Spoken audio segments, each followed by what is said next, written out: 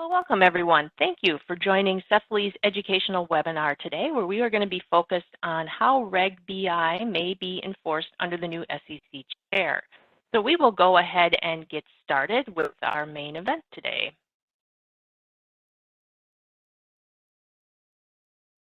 For starters, I want to thank all of CEFLI's premier partners. Their logos appear on your screen. We appreciate their support, and we are delighted to have them as premier partners. Additionally, I'd like to thank all of CEFLI's affiliate members. We also have their logos on the screen, and we appreciate their partnership with CEFLI. As you may know, they often partner with us for educational programs via our conferences, as well as educational webinars such as today's event. At this point, I'm going to lightly cover an agenda with today's information, and then we will turn things over and start our presentation. But as we always do, we like to remind everybody about CEFLI's antitrust policy, and that is that CEFLI is committed to adhering strictly to the letter and spirit of the antitrust laws. Under no circumstances are we going to use our meetings to allow competing companies or firms to reach any understanding expressed or implied that could limit competition. So in the event that we would venture into a discussion that might pose a challenge from an antitrust standpoint, an appropriate objection will be made, and we encourage you to raise your hand too if you feel that the discussion is needing some different direction. Usually that doesn't happen with these types of events, but we like to remind everybody of that. In a moment, we'll have our presentation, but before we do that, I just want to remind everybody that you have a Q&A button within the WebEx screen, and if you do have questions throughout the presentation, you're absolutely welcome to use that Q&A button to ask a question. We'll try to monitor for those questions as they come in, and time permitting, we will try to allow for some questions at the very end as well. A couple of administrative reminders. Primarily, we want to make everybody aware that those who registered for today's event will receive an email after the event, it might be a few days later, that will include a link to the presentation materials as well as a link to the recording of the event on cefli.org. We recognize that sometimes you attend an event and you didn't get a chance to share information with others in your firm. Sometimes that's helpful to have those resources, or some individuals may have registered and then at the last minute had a conflict. So I usually get the question, is this being recorded? The answer is yes. Okay. And one final reminder from an administrative standpoint, that is that we will at the end of the webinar today provide a quick update on some reminders, and one of them is instruction that we'll provide for anybody who might want to receive a certificate of attendance for today's event for your own self-submission for CLE or CE with the organizations that you may be involved with. So with that, we will move ahead, and I'd like to introduce Jim. We are very pleased to have James Lundy, partner with Fager Drinker, joining us today. Jim co-leads Fager Drinker's White Collar Defense and Investigations team, and he co-founded the Best Interest Compliance team. In his practice, Jim partners with investment advisory firms, broker-dealers, hedge funds, futures trading firms, public and private companies, and their boards, committees, and management to work through enforcement investigations and regulatory examinations. He also leads internal investigations, serves as an independent monitor, provides counsel on governance, compliance, and policy issues, defends complex financial services litigation, and handles cybersecurity regulatory investigations. We are very fortunate to have Jim joining us for today's event. Welcome, Jim. And at this point, I will go ahead and turn things over to you, Jim, to take us through our presentation today. Thanks so much, Carla. Thanks to CEFLI and to Don, and thanks to all of you for joining us today. Good day. Hope everyone is doing as well as possible as we continue to work through what's been an interesting now 16 months or so for all of us, and hopefully many of us are starting to see a light at the end of the tunnel, personally and professionally, as things start to return to whatever the new normal will be. I was talking with Carla and Don about that earlier, and looking forward to that time. But thanks again for joining us today. I want to talk about Reg BI and what Reg BI may look like under the new SEC, under the leadership of Chair Gensler. Before we do that, though, I think we need to go back and do a refresher and look back at how we got here.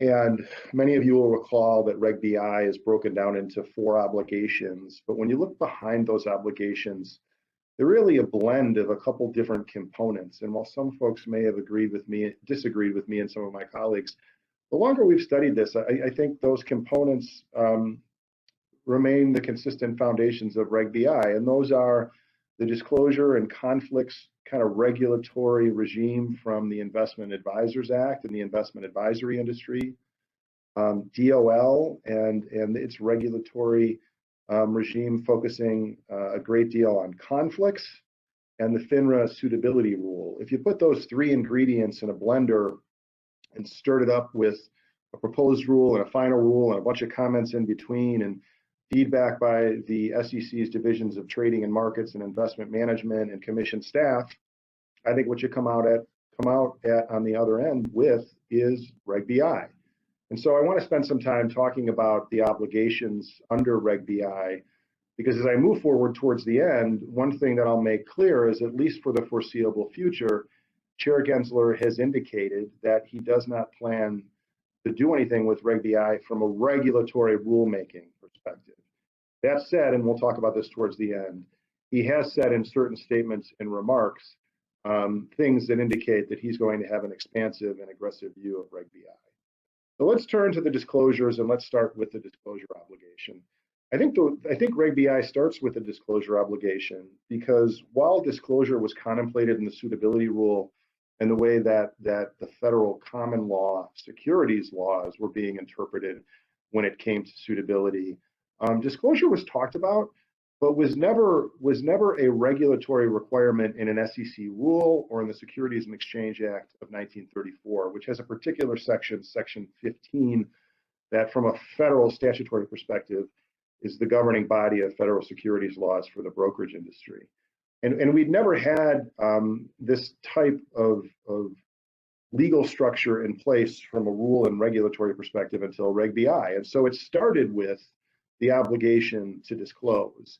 And this is an obligation, as I said earlier, that I think aligns with what we see in the investment advisors industry. And for many dual registrants who are familiar with operating their compliance functions over both a broker-dealer and investment advisor, they had familiarity with the obligation to disclose. Primarily in a general level, and we'll talk on the next slide about some specifics, what the disclosure obligation requires is, what's the capacity for the recommendation? Are you wearing a broker-dealer hat or an investment advisor hat? If you're acting in some other capacity, say that you have your insurance license or your real estate license, there needs to be clarity and disclosure made regarding the capacity. An important one, while listed second here, is fees and costs. The SEC, particularly under Chair Clayton and his Main Street initiative, really prioritized fees and costs and conflicts and disclosures related to fees and costs. Many in the investment advisory industry suffered through the 12B1 fee initiative, and then the sweep investigations regarding revenue sharing and other types of potential alleged disclosure violations, some of which are still going on today, with a recent settlement released just last week in that area. And I think that perspective is something that the examination and enforcement staff will utilize, those experiences they will utilize as they continue to examine Reg BI and ultimately at some point start to enforce Reg BI through the enforcement division. And then lastly, generally, obviously, we're talking about investment portfolios, diversification strategies, and appropriate disclosures need to be made in that regard. Turning into the next page to get into some specifics about the disclosure obligation. Thank you, Carla. Wanted to highlight variable annuities here, a product often sold through the platforms of my clients who have not just an investment advisory or broker dealer, but also insurance products that they sell. I've seen a focus in this area.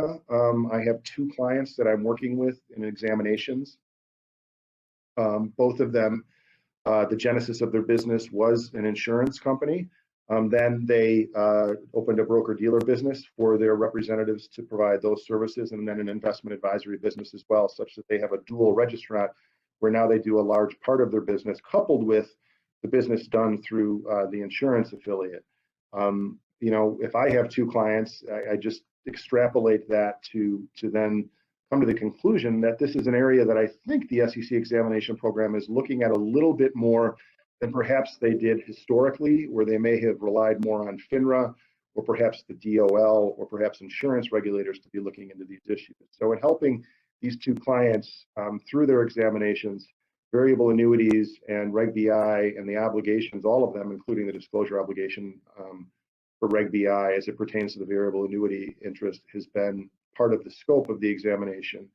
And for one of the two of them, a priority. And so one thing that I think I can say that I did take some comfort in is just on Monday, I received an email from one of these clients that despite the scrutiny they were receiving regarding Reg BI, regarding the disclosure obligation, and regarding their variable annuity offerings, they survived the exam, and we received a closing letter with no findings and no comments. So there's an example of the staff still being reasonable and still working through their process, perhaps a little more aggressively under Chair Gensler, but still following the letter of the law, the letter of the requirements under Reg BI. And when a firm has worked really hard, as this client of mine did, to make sure they were in full compliance, getting a letter like that back, which allows my client and myself in working with them to exhale a little bit and have a sigh of relief. Compensation, as I said previously, is always going to be a focus when it comes to disclosures. And a couple other things here that I think are important. If you're in a business with proprietary products, sufficient disclosures need to be made regarding that. Monitoring of retail customer accounts and how that works needs to be disclosed. And then limitations is important. If an organization is only offering limited products, for example, only variable annuities as a securities product, the conflicts surrounding that need to be disclosed, because one of the things the staff will assess is it appropriate to offer securities products solely from that limited platform? And the conflicts surrounding that more limited platform need to be disclosed appropriately under Reg BI to satisfy the disclosure obligation. Next slide, Carla.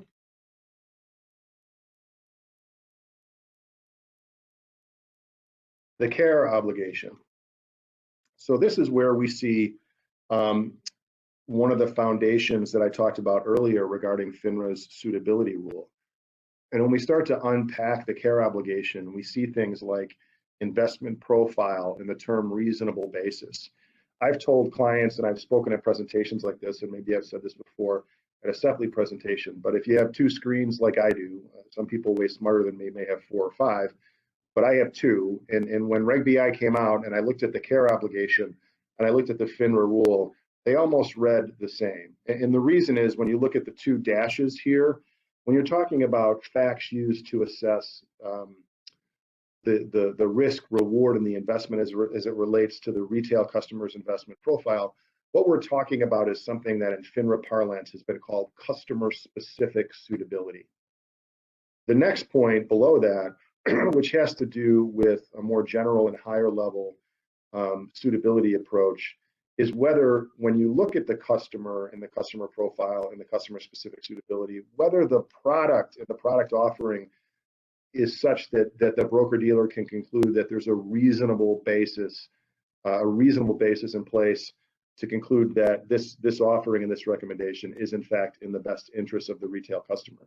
Reasonable basis suitability. So when you look at the FINRA rule, you see those 2 prongs, and then the last one has to do with churning or overcharging, which we see discussed generally below.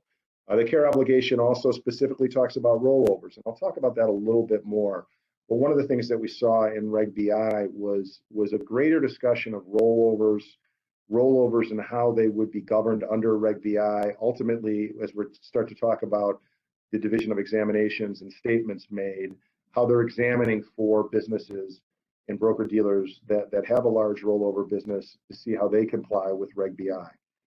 That's an area that jurisdictionally always fell under the SEC's purview, but I think historically that's an area for which the SEC looked to the Department of Labor to really be in the driver's seat on how they were going to regulate that particular business of the brokerage industry. And I think that's changed. I think the DOL isn't going away, but I think the SEC, if they're not going to join them in the driver's seat, they're at least riding shotgun and maybe shouting some directions from time to time, or trying to coordinate and learn from the DOL for how they can best examine for Reg BI compliance regarding rollovers. Next slide, Carl.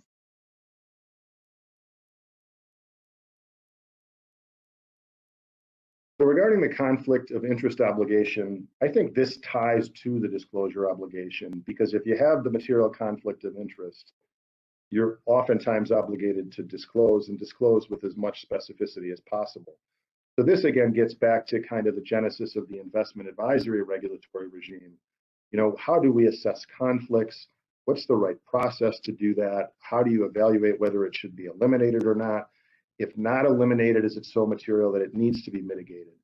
This is an area that I think, you know, many have struggled with, quite frankly, because it's been a struggle for the investment advisory industry, and oftentimes the SEC, it can be a little opaque in how they view these conflicts and how they assess them. And I think one thing that came about under Chair Clayton with his Main Street initiative is the Division of Enforcement was in the driver's seat more so than the Division of Examinations or the Division of Investment Management, which many in the industry, including many of my enforcement clients, found frustrating.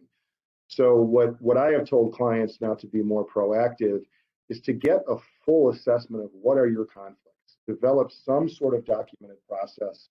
And I may have said this before in prior CEFLI presentations. I say that with the caveat that I understand that needs to be tailored to your business, and that smaller business models may not have the luxury of some large multicolored or multi-graded matrix that goes through their conflicts.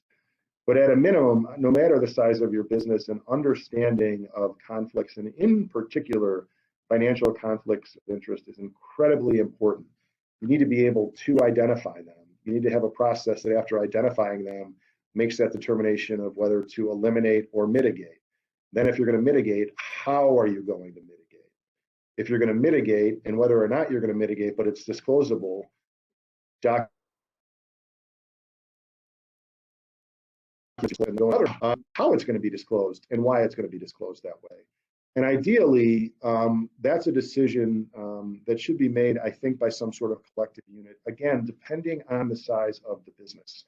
You know, if possible, can you have a conflict disclosure committee where it's not just a decision being made by legal and compliance, or it's not just a decision being made by supervisors of reps and marketing people, but rather a collective effort where people bring different perspectives to bear for how to identify, eliminate, mitigate, disclose, track, etc., the conflicts of interest. And as time evolves, figure out the appropriate way for how to disclose them, and how to, when necessary, enhance disclosures. And perhaps as how the business evolves, maybe do away with certain disclosures if no longer necessary. So I think that's important. The other thing that I think is important is this piece in the last of the dashes here under the first bullet point, and that is sales contests. So in the proposed rule, it was a little bit unclear, but the position was more aggressive than the final rule. And many people were concerned about it because while it was a little bit unclear, the message being sent in the proposed rule that was Reg BI was, we don't like these at all. And quite frankly, they may need to be done away with. Now that's an extreme view of that, but it's a view that if that was part of the final rule, I think the risk is that's a view that some examination and enforcement staff at the SEC may have taken. The final rule gave some better guidance in that regard, and in particular is the last phrase, which is when the contest quota, et cetera, involves a specific security or type within a limited period of time. And we work with some clients for how to reconfigure is probably too strong of a word, but how to review, reassess, and enhance their programs in this regard. So they can keep these types of programs, which they believe are important for their business. They believe they're valued by their registered representative personnel, but they want to make sure that they have some guardrails around this and that they do it in a way that's consistent with Reg BI. It's an exercise that does involve looking back at the FINRA rulebook, which does have some specific guidance on how to do these and how to do them well without running afoul of FINRA rules. but that's a starting point of the analysis. You then need to go back and look at Reg BI and the specific guidance that they provide and blend those two together, and then hold your program up against that and do a gap analysis. And if there's still gaps there, make the improvements, because this is an area that for the conflict of interest obligation, the SEC has made clear is going to be a priority during the examinations. And this is an area that I believe, this is just Jim Lundy, I have no intelligence on this, but this is an area that I think could be low-hanging fruit for an enforcement referral. That if enhancements were not made, and this type of a program was important for a broker BI, I think this could be an area where you could see some of the first enforcement activity for violations of the conflict of interest obligation. So our advice to clients has been, if you're going to continue to do these programs, let's work together and do them the right way, and let's be best prepared to withstand that scrutiny when it comes. Next slide. And the last of the four obligations is the compliance obligation. This one in the final rule went into the least amount of detail, but the interesting thing is that there was no compliance obligation in the proposed rule. It was added into the final rule. And I think the takeaway for many of us who follow this is this gives the staff and examinations and also in enforcement a fallback catch-all, much in the way that the use of the supervisory regulations have been applied by both FINRA and the SEC over the course of the past decade. And what I mean by that is, oftentimes, while that violation may appear to potentially be secondary, it's thrown in now on a regular basis with any other violations. And other times, particularly with the FINRA rulebook, it can be a standalone violation in and of itself. And so that's the danger with the compliance obligation, really twofold. If you're in a situation where you have examination findings or enforcement exposure for one of the first three obligations, invariably this obligation also is going to be on the spectrum of things that the SEC staff is considering. Also, it seems to be drafted broad enough that it could be applied aggressively, but could be applied much like the FINRA supervisory rule, which does not need a standalone violation per se. Next slide.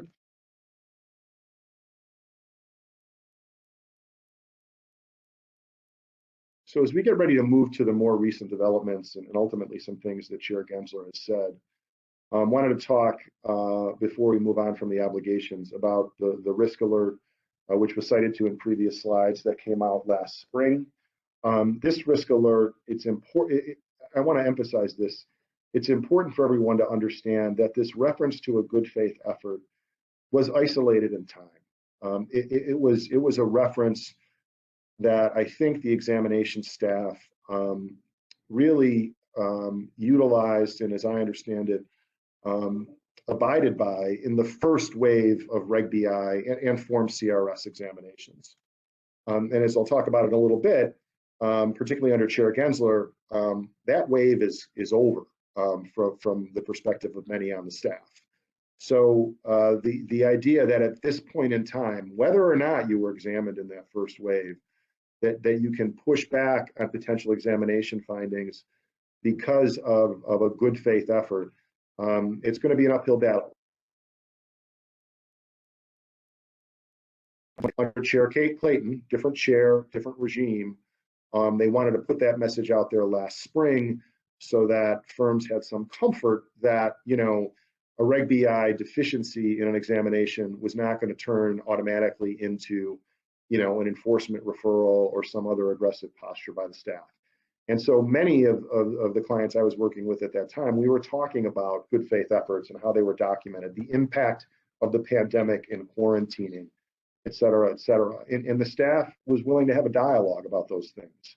As I'll talk about in a little bit, as I mentioned, I think while it's important by way of perspective and background and a refresher to talk about this, that good faith, quote unquote, defense for Reg BI findings in an examination under Chair Gensler, I just don't think it's going to fly at this point in time. Next slide.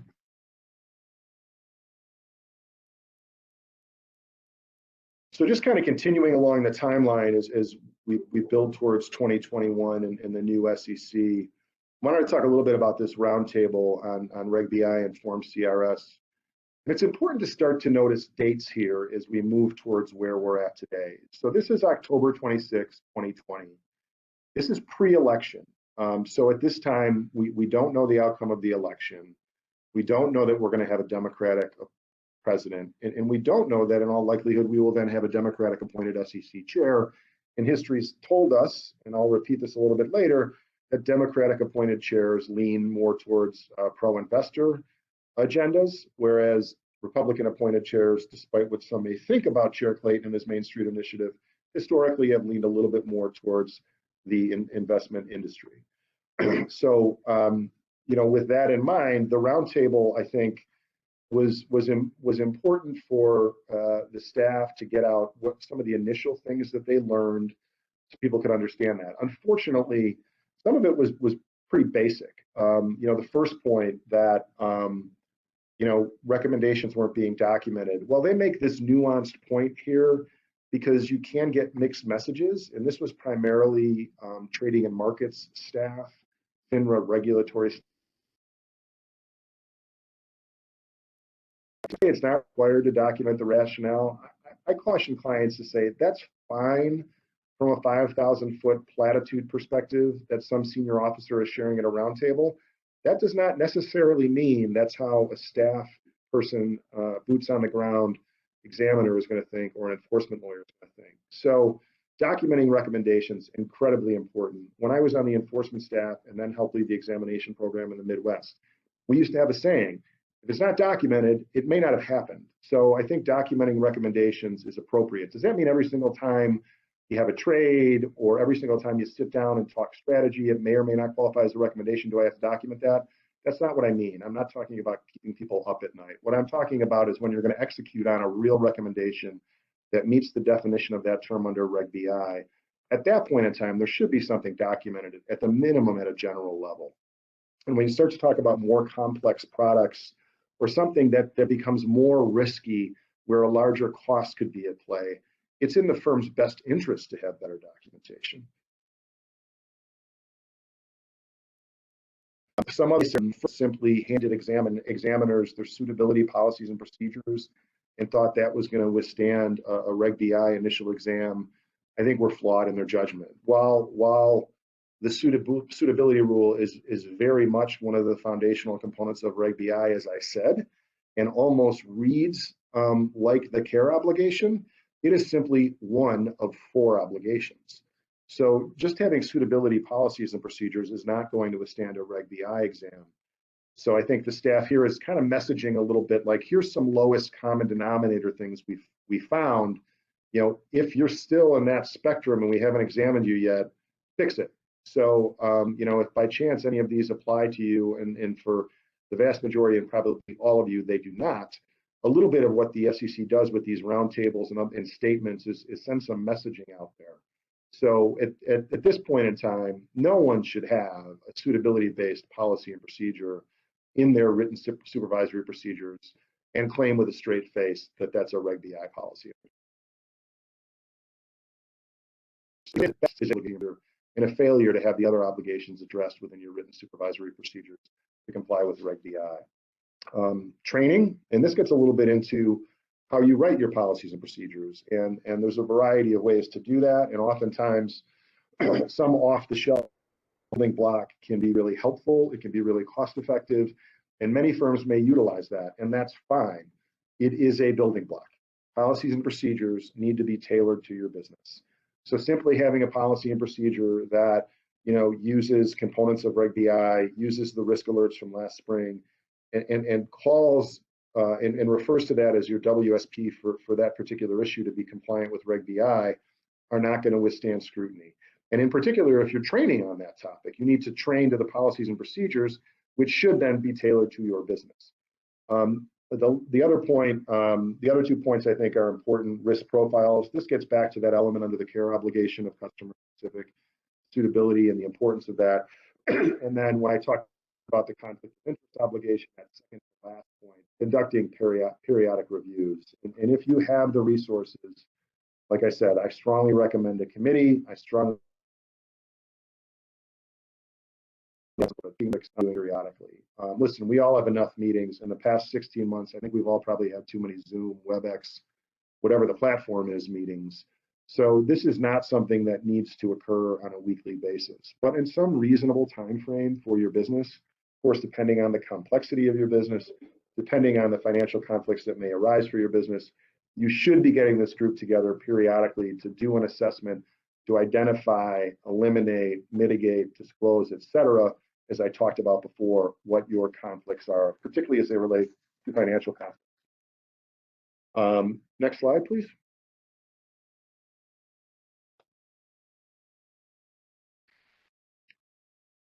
So on December 21st, 2020, the Examinations Division issues this statement. As we're getting ready to transition to what this is all going to look like under Chair Gensler, interestingly enough, this is the last official statement by an SEC commissioner or we're pre Jay Clayton leaving. I think he leaves January 1st.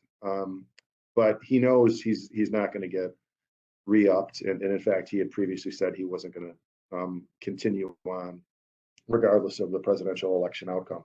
But we know there's going to be a new chair, and we know the new chair is going to be appointed by President Biden. And so this statement, I think, focused a lot on this continuing evaluation.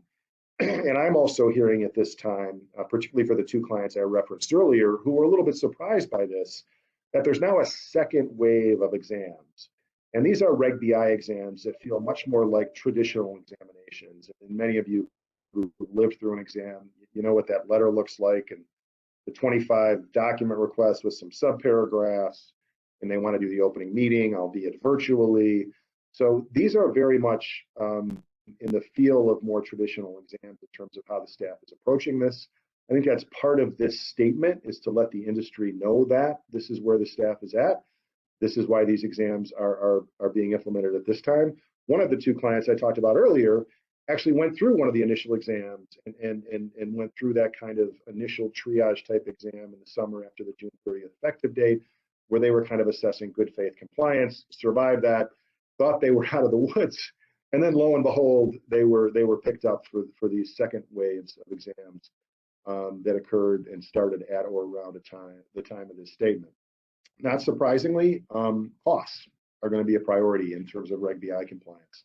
Costs that have to do with financial conflicts. How are those costs disclosed? Costs in conflicts are so that can be scrutinized under all four obligations. And this statement made that clear.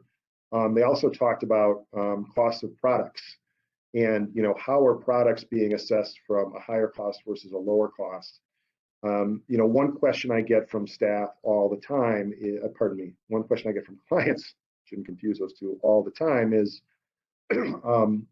we have a sense when we deal with examiners or when we're in the unfortunate position of dealing with enforcement, that we need to only be recommending lower cost products. So that is the sense that you can get from examination and enforcement staff. It's not accurate. When the SEC has released guidance regarding cost, they have always said there is not a requirement for lower cost.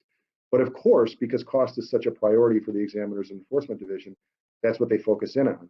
So when I was talking about documentation earlier, if you think about it as a sliding scale, if you have retail clients and you're offering products that have a higher cost, oftentimes because there's potentially a higher reward or a higher upside, which is important to a well-diversified portfolio, you just want to make sure you have the appropriate documentation in place for why, as part of that diversified portfolio, those higher cost products, higher risk product, higher reward products were appropriate.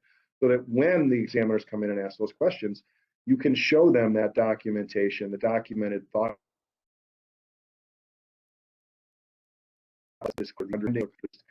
in that you're still satisfy the care obligation, despite the fact that this higher cost product was chosen over a lower cost product because there was a chance at higher returns, and that in fact was in the client's and customer's best interest. Next slide. We talked a little bit about rollovers, and I want to move on into some of the more recent statements before we run out of time. But this first point talks a little bit about Some of the ways the staff is going to be considering about rollovers for upcoming examinations, and they're going to be looking at the information gathered, what are the disclosures, are alternatives considered, and again, that last point, how is it documented? How is the recommendation documented such that everything is documented and in compliance with Reg BI? I just wanted to emphasize rollovers on that point. Next slide.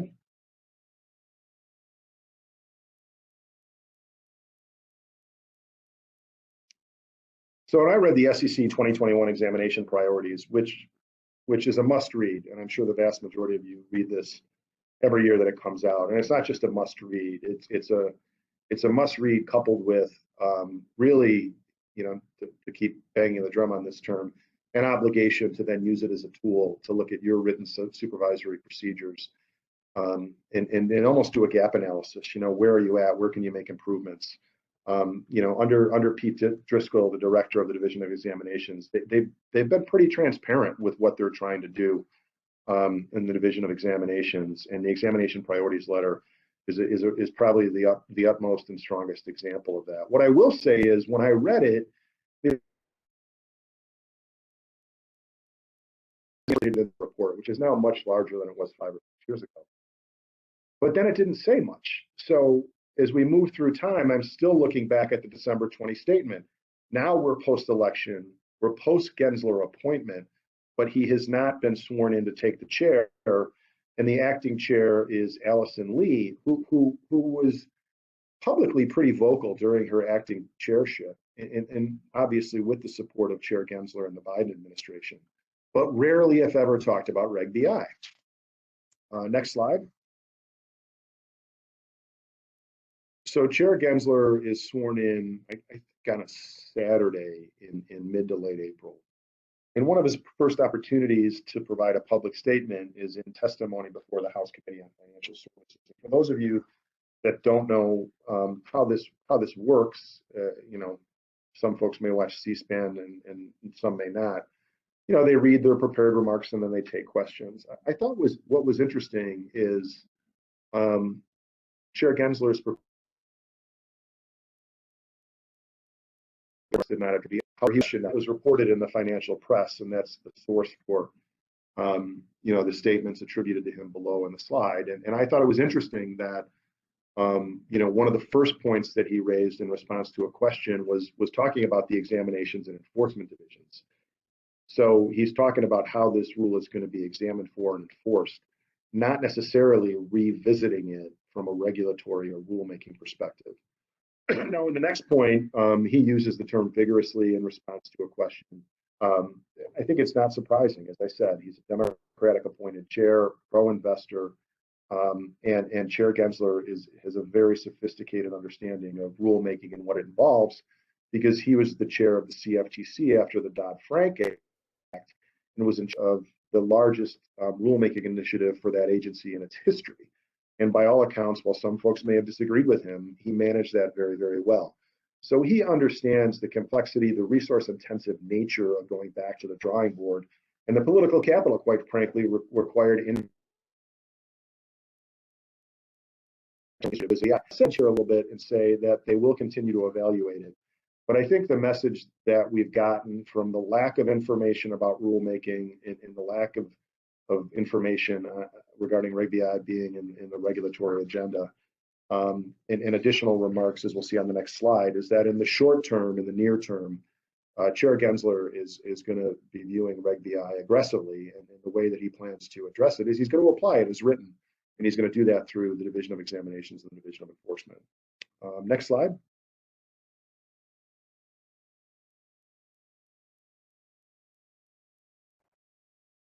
So the next time that Chair Gensler touches on this topic is at FINRA's 2021 annual conference.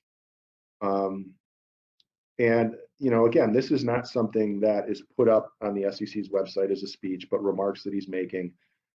He's part of a panel, and some of the remarks get picked up by the financial press, for which these statements are attributed to the article that we cite above. He says best interest means best interest, but as you can see in the statements previously, and in the statements below, he has an expansive view of it. One thing that I think many of us who practice in this space, many industry organizations like CEFLI and many in the industry were a little frustrated by is that, the Reg BI rule proposal, I think was 400 to 500 pages.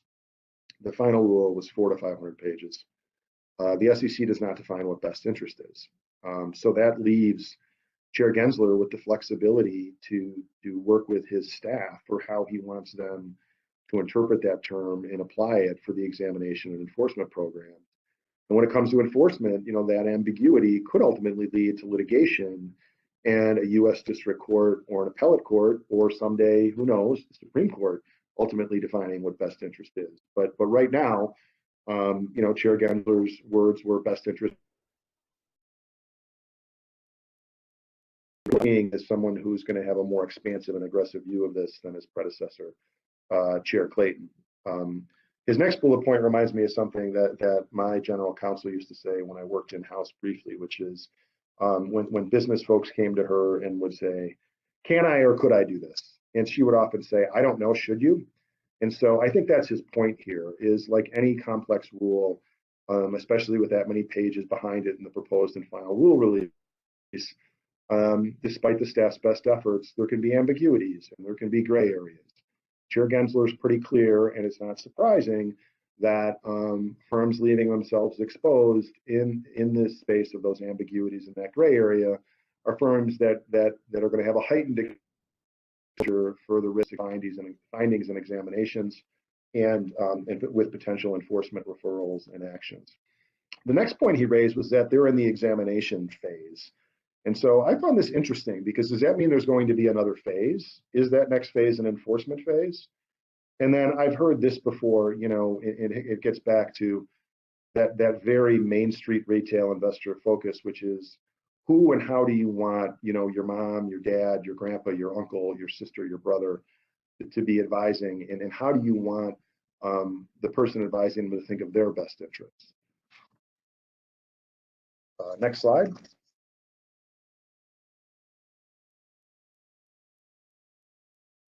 So more recently, 5 days ago, the SEC released what they call their annual regulatory agenda and rulemaking list.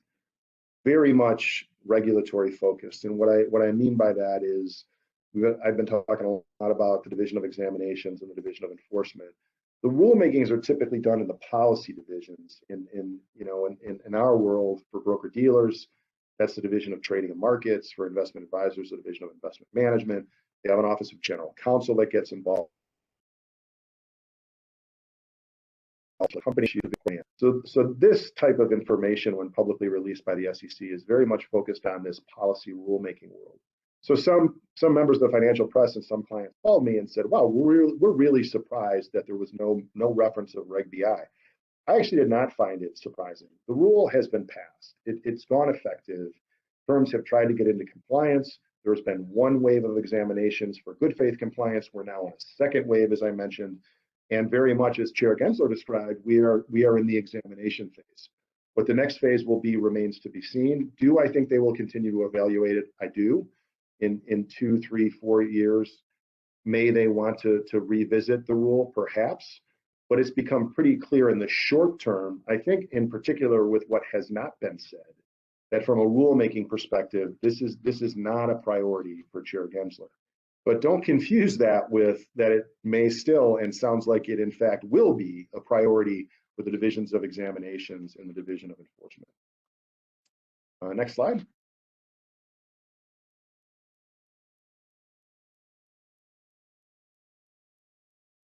So I should have said this a long time ago, but would have gladly welcomed any questions on the chat during the presentation. I didn't see any come up, but now that we're getting to the concluding thoughts, and we will have about the 10 minutes left that Carla had mentioned, please feel free to weigh in with any questions, comments, concerns. Also happy to answer those. My contact information is on the next slide.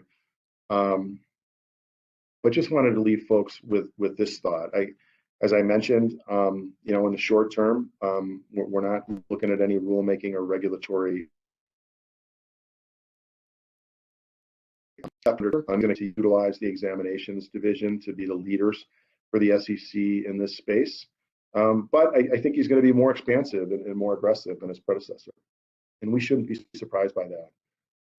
And I think ultimately, if there are going to be enforcement referrals, and I don't mean this as a scare tactic by any means, but when you see ramped up regulatory activity, ramped up examinations activity over a period of time, knowing that the Division of Examinations can be incentivized to make enforcement referrals, it's usually, there's a leading indicator and a lagging indicator. One of the lagging indicators of how serious the SEC took an issue is what is the enforcement activity that comes out of the other side of a ramp up in examination efforts.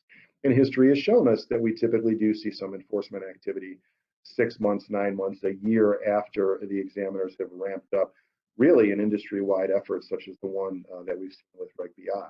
And I think with Chair Gensler, perhaps creative and aggressive interpretations of what best interest means by enforcement staff will be more welcomed than perhaps they would have been under his predecessor.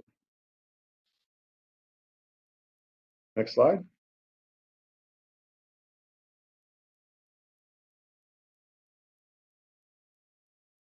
So as I said, happy to take any questions. I know at some point, Carla, I'm giving a handoff back to you. But thanks again to you and Don and Sefli and everyone who joined us today. And if I can ever be of help to Sefli or any of its members on any of these issues, I look forward to doing so. And while we still have some time left here, welcome and look forward to answering any questions of anyone who joined us today. Very good. It looks like we do have a question that has come in. So I'm going to go ahead and ask that of you here. Could you expand your comments on how firms and financial professionals should evaluate and document recommendations, especially related to costs and fees? So Carla, we had this happen when we were prepping. I went out for about 10 seconds in the middle of that question. I heard firms, blank, and then costs and fees. I apologize to everyone and look forward to joining you at a presentation in person one of these days. Could you repeat the question? Yes, absolutely. Can you expand your comments on how firms and financial professionals should evaluate and document recommendations, especially related to fees and costs? Sure. So, well, as I said earlier, right, I think it always depends on the nature of the business. You're at a large insurance complex with a broker-dealer affiliate. Oftentimes, it's all done, obviously, through a system, and there may be grades. I've heard of red light, green light, yellow light, where, red light's off limits, barring some approval from compliance. Green light's okay with some basic explanation. Yellow light may require some heightened explanation. But how do we get there? So I think it sounds like what we're talking about is cost related to product structure, where there's been work done on how to grade products in terms of costs and fees, costs and fees related to services, and where, if you think of it just like a chart, where we see costs and fees for products and services increasing, we would expect there to be some increased documentation. And that could be maintained, as I said, through some sort of system or comment function for why it is that the recommendation is appropriate. And I think, one thing we see in the guidance historically, and now knowing how many of us believe Chair Gensler will interpret this, when you start to talk about things like complex products, things that inherently, because of the complexity, perhaps the cost of structuring the product, have some higher cost to them, or sometimes there's an enhanced management function related to a service that might have a higher cost. That may be okay. Oftentimes people put those into diversified portfolios to generate higher returns. But because of the enhanced costs and fees, some explanation like that should occur. And it may be something as simple in a comment function of the higher cost complex product was chosen because as part of a well-diversified portfolio, this particular product was in the best interest of this client because they needed something in their portfolio to generate higher returns, despite the increased risk and cost. Very good. Thank you, Jim. Appreciate that. And we actually had another question come in, and this is switching gears a little bit. It kind of takes us a little bit away from the subject directly on SEC regulation best interest. The question is, do you have any thoughts, out of curiosity, if you're willing to comment, on the DOL and what we can expect there, different things that maybe have to layer over the top of Reg BI, things that insurance companies might want to be thinking about? So I would love to answer that question. The one good thing about being at a law firm and being part of the best interest compliance team is I know enough ERISA and DOL language to be very dangerous. Probably not enough to understand what would be on a DOL ERISA menu. So I apologize for punting on this, but when I get those questions, I often call a colleague of mine like Fred Reich or Brad Campbell, who are our DOL and ERISA experts. As I understand it, they are moving forward, and I think they're going to engage in some efforts such that, and this is just my general understanding, that there's going to be some consistency with what Reg BI requires, such that, you know, the DOL and the SEC, and I think ultimately FINRA we may see some rulemaking from FINRA down the line, but I think there's an expectation that there will be more consistency than perhaps we've seen in the past. One thing I think we took away from Reg BI was that the DOL and SEC enjoyed as close of a relationship as agencies in these areas as they had in years. There was a little bit of controversy when the DOL moved forward with the fiduciary rule, and the SEC wasn't quite ready to do anything for the brokerage industry and was pushing back on a uniform fiduciary standard.